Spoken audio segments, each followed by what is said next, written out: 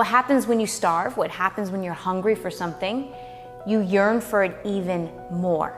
That separation and distance creates dissatisfaction and suffering.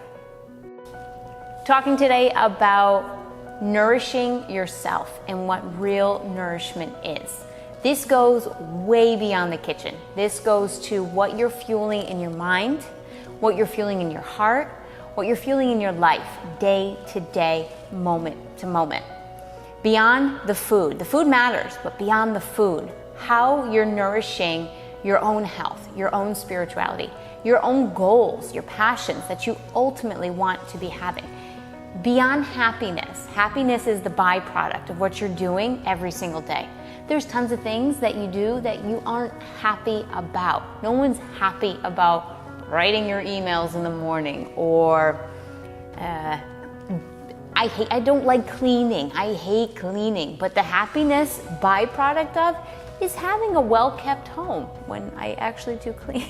There's byproducts. So it's instead of focusing on what you like to do or just, I hate everything that I'm doing.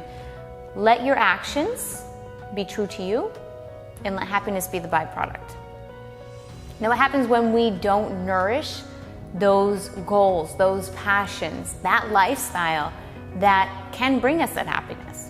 We get starved in many ways. This is the opening quote to Chapter 2 in Living Cancer-Free. Hunger and fear are the only realities in dog life. An empty stomach makes a fierce dog. By Falcon Scoot. This chapter talks about cancer as a nutritional deficiency, and that goes exactly as I said before, beyond food. It goes to how we're not nourishing ourselves.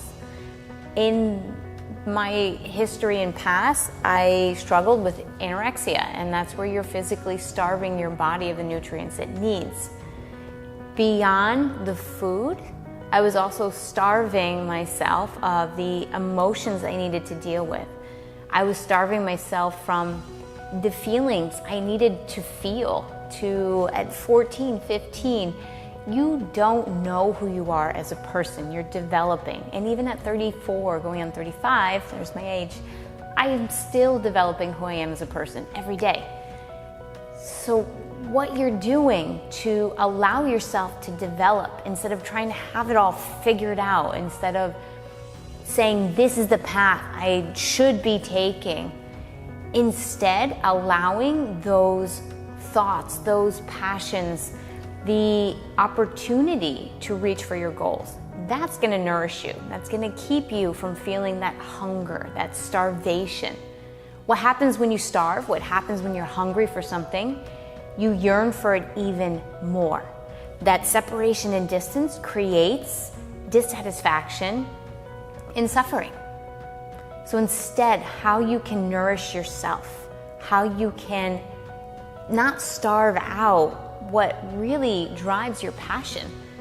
Here's an example. If you want to change jobs and change careers, right? Maybe you can't jump today and you need to find that middle ground.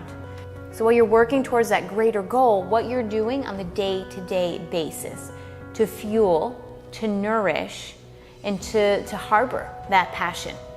There's little steps you can do every single day, but you have to know where you want to go, and you have to give yourself the opportunity and the space to nourish that as well.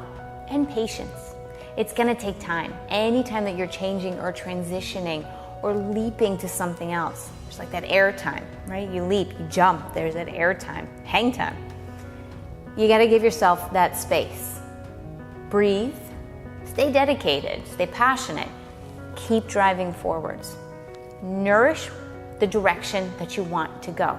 Your mind, your body, your spirituality, right? And your overall well-being.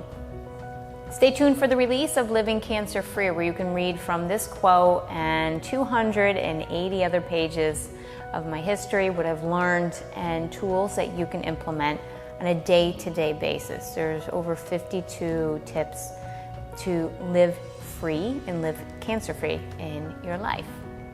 So comment in below. I want to hear your feedback on this. What's a quote that stood out to you, or what's an area that you feel stuck? The most important takeaway, never lose sight of your goals. Always keep that passion alive, even if it's a little spark, keep pressing forward.